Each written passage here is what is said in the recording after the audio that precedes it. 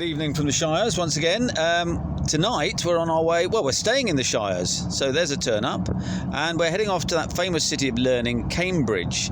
So I've always been a little bit sceptical about Cambridge and the city centre pubs, and never really thought there was much in store for the car scale fan there, or the fan of authentic pubs. But following a little bit of research, I've dug out a few. Probably more backstreet pubs, to be honest. So we're going to take in, for example, the Panton Arms, the Cambridge Blue, Champion of the Thames, and we'll report back what we find. Not going to be an exhaustive trip tonight, I don't think. Maybe 5, maybe 6. See how we get on. Big Dave is driving because he's doing January, and we've got the venerable Spider in tow. So that should always... Hello! So that should turn up a few... events, I would expect, or a few interesting moments anyway. Alright, well, speak again when we get to the first pub. That may well be the Panton Arms if we can park. Parking at a bit of a premium in Cambridge at all times of day, night, year, month, whatever. Take care. See you soon. Now arrived Cambridge, and we're going to head off to the Panton Arms. Not Panton, Panton. Oh my lordy. Anyway, so just a little bit of history. It's actually a former brewery, actually, or at least the tap room of a former brewery, Bailey and Tebbutt's Brewery. And in the 70s, it was once described as a 3-room pub with a small jug and bottle bar for the takeouts. That no longer exists, apparently, but the yard outside the pub is where all the brewing used to take place. So we're going to have a little look at that, and perhaps give you a little bit of a commentary when we get inside. But we don't know how far. How far do we think it is to walk then, chaps? Well, I don't know. I don't know the route. Well, all right then. Only you know. 20 metres. Well, no, you're both wrong. I think it's about half a mile. But all right, so let's see how we get on. Well, that was kind of interesting. In the cerebral town that we find ourselves in, we ended up playing a game of Scrabble in the Panton Arms. Without any rude words either. Without any rude words. Yeah. And Spider whipped our sorry arses, as might well have been anticipated. Because he is, as he keeps telling everybody, got the massive IQ. Mensa. Yeah. And a member of Mensa. So anyway, notwithstanding that, we're going to head off to the Salisbury Arms now. Previously the Salisbury Hotel, first licensed in 1886. It was closed in 1973 after Whitbreads got planning permission to convert it into houses. However, the pub was actually sold and bought by Camera themselves, and with a £22,000 investment from Camera Investments, which is a sister organisation to obviously the Campaign for Real Ale guys. And they eventually opened it back up again in 1976. That's some money in the 70s. 22 grand. Yeah, exactly that. So, and in 1976, it was one of only 3 breweries providing real ale in Cambridge. So, well, let's go and check that out now. I can't see who actually runs it. It might still be independent, but we're going to check that out and see where we get to. All right, cheers for now. Oh dear, just rounded the corner and faced with the Salisbury Arms and noticed it's a Wells & Co. Now, given that we're quite well acquainted with this particular brewery, things don't look good. Used to be a proper family brewery, nice big brewery in the centre of Bedford. Unfortunately, they sold it to Marston. Marston then sold it to Estrella Dam, and they're concentrating on the more Gen Z millennium crowd, I suppose you'd say, craft ales and that kind of caper. Frankly, I think they've got their marketing all to pot, because millenniums and Gen Zs don't really drink anything. So we'll go in and have a look round. It looks a little bit reminiscent of some of the pubs in Bedford where Wells is from. I don't hold up great hopes. Let's go and have a look. Cheers.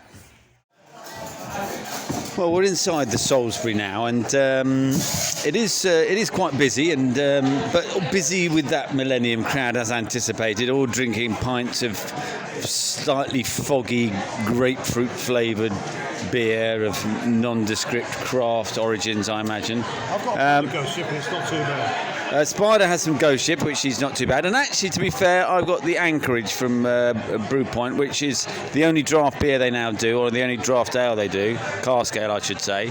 I've just spotted the biggest pub rework cliche of all time, a bicycle hanging from the wall with some fairy lights on it. And they have a pizza counter made from old pallets, by the looks of things, in the most ghastly sort of style you can imagine. Oh, the toilets! Oh dear, oh dear. I mean, it is cliche after cliche in pub refits from the last 10 or 15 years, and frankly, it's something I can do without. Let's get out of here, is all I can say. Before we, I mean, which is a shame because there's some original features of one. Yeah, Big Dave, like rightly points out, there is some original features, sash windows with some etched glass, but they've ripped the guts out of what was probably a decent pub and rebuilt it with old pallets, bits of tin bath, bicycles. There's even a bare catnick lintel over the pizza oven. I mean, it really is. In fact, I've just spotted another bicycle. There's two bicycles hanging from the wall. I mean, it's almost as if they're pandering to the younger people and not to us fucking miserable old fogies, isn't it? Well, I take that on board completely. That's what they are doing, and they can all go and fuck themselves. Well, they probably right. Yeah. Well, yeah. Well, they won't fuck us, will they? Oh, I've just been to the toilet in the Salisbury. It's fucking lit by the labs, I beg your pardon. One fucking 30-watt bulb in there. Did you have a job finding it, mate? Yeah, well, no, I didn't. Well, it wasn't that dark, but yeah, all right, I take your point. And it stinks in there, and with fake brick wallpaper. I mean, really, where are we? I'm really... Cambridge. Yeah. Salisbury. Yeah, there is no end to the bloody crimes that the refitters have committed in this place, that's for sure. So, anyway. We'll be up at the Brew Point then, Adrian. Oh, the Brew... Don't get me started about the bloody Brew Point. Jesus. Charles Wells HQ. What a despicable hellhole that is. Never been. No, well, you don't want to go, mate. It's a little bit like... I'll tell you what it's like. It's like a bar you find in an American shopping mall. You know, really shit. So welcome to the rants. No names. The pub tour guide, please. Oh, right. Say that again. Welcome Pub to... tour rants. Yeah, no, thank you. What was the name of the blog we used to have? So, mate, you were just talking about Chinese food and how they tenderise the meat or something like that. Velvetising. Have you, Spine, have you ever velvetised any meat of your own? I haven't velvetised my own meat for a month or two, I'll be honest with you. You can tip the velvet. No. That's something quite different. So I understand from that TV series. But so okay, mate. So in terms it has been a while since my meat's been velvetised. Oh, is it? I'll be honest with you. Oh. I'm hoping. Well, you and me both, mate. Yeah. Well, there you go. Mine, hope springs eternal, isn't it? I mean, even at our age. Is that why we've come to a new city? Yeah, well, it is. That's why we get out. You know, we think, well, it can't be as bad as home. Inevitably, it is. We just passed a pub with all them young ladies in it, and we're looking very, very loose. Yeah, but they were about 20. Yeah, and I don't mean stone. No, it was... No. I know. I think out of our catchment, mate, to be fair. You could have grabbed one under each arm and run off. Well, no, you can't. No, that's called abduction. Dear, oh dear. I think we're getting into some deep water here. I'll ring off. So we find ourselves in the Kingston, which is a little bit more to our a lot more to our liking. Let's be honest. There's two open coal fires. There's a Watney's Red Barrel. There's a Bass Toby Jug ice bucket. All the pub paraphernalia that you could wish for in a proper real ale pub, along with a charming and chatty landlord. So this one gets a thumbs up from us so far. not all, a little bit dark, a little bit painted dark in places, but really that's picking minor fault. Yeah, it's been dressed up as a real ale pub, but that's what we like. We like real ale. Anybody got any further additions to make to the? They've got wonderful R whites. An R whites lemonade.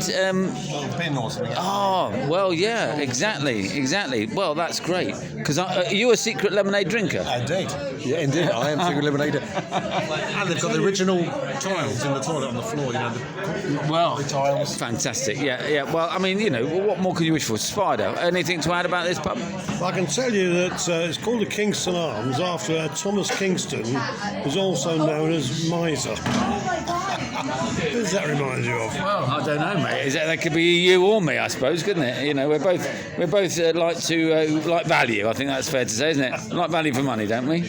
So I have got a few more notes here, actually. So it was actually dates from the 1870s, and when the street was mainly populated by people working on the Great Eastern and Great Northern Railways. So it would have been a lot of railway workers and tradesmen living around here at the time. But these days, not so much, apparently, because the average house around here is about 600,000 for a two-bed terrace. So, yeah, there you go. But anyway, we like it. We'll come back and we'll give some more critique soon. Take care for now. Oh, and also the jukebox. Not the jukebox, the background music. We've had some Rolling Stones and some Fleetwood Mac so far, haven't we? Stevie Nicks solo. Oh, Stevie Nicks, was it? No, I do beg your pardon. Close but no cigar. All right, take care. Well, we made it to the Cambridge Blue on a little side street down in Cambridge, and I have to say it's the most miraculous TARDIS type pub I've ever seen in my life. So we walk in, and it goes back for miles and miles and miles. There's a sort of beer keller type atmosphere, I suppose you say, in a sort of German, no umpire band, but sort of communal tables, a vast selection of ales. Absolutely rammed with students, as you can probably hear from the cacophony over this little recording here. And even outside, they've got infrared heaters outside. We ended up having to go outside because all the tables inside were fully rammed. An old student pub, isn't it? Yeah, definitely. I would call it a definitely old school student pub. I'm going to Spider. What else? You got anything to add, mate? A bunch of students, they're playing cards, they're having a lot of fun and enjoying themselves. It's not really our cup of tea, to be truthful with you, but it's nice to see the young fellas and lasses enjoy themselves. But yeah. Well, you say that. I mean, I actually quite enjoy it here. I mean, because just for that very reason, it is lively and things are happening. And it's quite remarkable. When you come from the Panton Arms, when there was like 5 people in there when we were playing Scrabble, we've come into a pub where there's probably 150 people, probably more, probably 200 people in here, all jabbering away and, as you say, playing cards or just, chatting over their last thesis or whatever it happens to be. But yeah, amazing, quite amazing. So, Spider, you just said you went to the dentist recently and they offered you some sort of treatments. What can you tell us a bit more about that? Well, they offered me veneers. Veneers? Apparently, you can get veneers for your teeth. I mean, I think my teeth are fine. And these cost around about £3,000 or £4,000. But apparently, they last for 50 years. Well, hang on, at your age, they've only got a lot. Exactly, I'm only going to get 10 quid. It does seem there's some jeopardy involved there, isn't there? So they just gave me a bottle of Tipex and then it just sort of... That's all it takes, a bit of Tipex. Yeah, exactly that. Well, I think it's a bit more to it than that, mate. But no, I admire your candour in sort of perhaps, giving it due consideration. But no, at your age, perhaps not. Perhaps better spend the money on something else, eh? Yeah, well, she's a cute dentist. No, here we go. Back in the day. Yeah, well, what can we say? What would have been the... My summary of the Cambridge Blue is it's a Wetherspoons for intellectuals. Anybody else? Yeah, as a one-off, yeah. Yeah, remarkable. Go and have a look for yourselves, guys. It's an interesting place. Except for the fact, what it's missing from Wetherspoons is the tramps of people of our age. Yeah, okay. It's a Wetherspoons for young intellectuals. Put it that way. All right then. And they probably don't do a burger and an alcoholic drink for £6.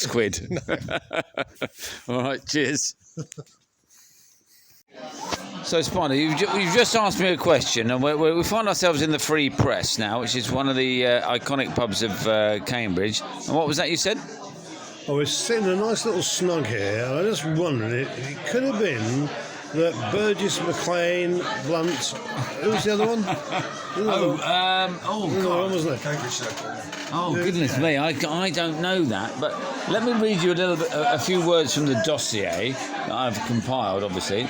The Free Press has been at Kim Philby, that's the guy, a pub since 1834, and a survivor of the redevelopment of the era that eventually led on to the formation of the Grafton Centre, a shopping centre not that far from here.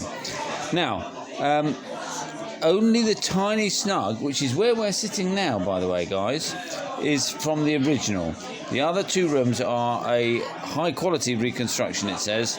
The restoration included in the camera in its listing of outstanding conversions and restorations. So this is not a camera historic interior, but what they call an OCR. So, yeah, and you have to say, they've done it brilliantly. Now then, what we can also say here is that during one of the university hijinks by the Cambridge University Boat Club, they managed to get 59 people in this snug bar where we're now sitting. Spider, can you hear that? 59. That would sound a bit claustrophobic to my mind. Yeah. Well, there's three of us here. I would think you could probably fairly comfortably sit, 8? Yeah. 7 or 8 in here. So 59 is really an outstanding achievement. Now, there is also some debate about how the pub got its name, the Free Press. Some people believe it was named after a temperance newspaper called the Cambridge Free Press and Moral and Social Reformer. However, that was published in 1880, and that predates the name of the pub called the Free Press. So, obviously, you to raise your money takes your choice there. But as I say, it was a survivor of the development of the area and purchased in 1964 from Green King by the Cambridge City Council. So they obviously bought it, thought they were going to knock it down, and they didn't. So thankfully, it had its reprieve and reopened in February 1978. So really, it's had a good long life even after its good long second life. Well, that's quite interesting because we've got to about 11:15 in the evening, and Spider asked the seminal question. What was it again, Spider? Why are women so fucked up? Why are women so fucked up? Now, we've only got about 5 minutes, so I don't really think we're going to get anywhere close to an answer to that one. Big Dave. I have seen. Big Dave. Hang on, whoa. Hang on. Let Big Dave get a message in because he's quite. Hormones. He said the single word. Anyway, I don't know. Could be that. What about you, Spider? There's a Venn diagram that shows attractive women and mental women, right? I've seen this comedy presentation a few times. I'm not quite sure it works in reality. Carry on. It's true. There's a tiny little bit on the Venn diagram that's got attractive women and sane women. Otherwise, they're fucking attractive. Oh, I see. Well, we're starting to close up. right. Got to shut the door. No, and we've just about to finish, so that's very kind of you. No worries. I'll be back Thank in you. a second for your glasses. I'm going to have to go. Just proceeding back to Big Dave's car from the Free Press, and we've passed the Cricketers and the Elm Tree. Now, the Elm Tree looks quite nice. The Cricketers looks like the sort of louche bar that Big Dave would like to go into when he's back on the wagon. And now we're walking... back on the wagon, as I said. And now we're walking down this enchanting little alleyway, down to some streets, some terrace houses, I should say, Victorian. shrouded in trees and shrubs and street lights, and the most enchanting, I'd say. But we've got about a mile to go to get back to Big Dave's WankPanzer, and then we'll head back to the Shires from whence we came.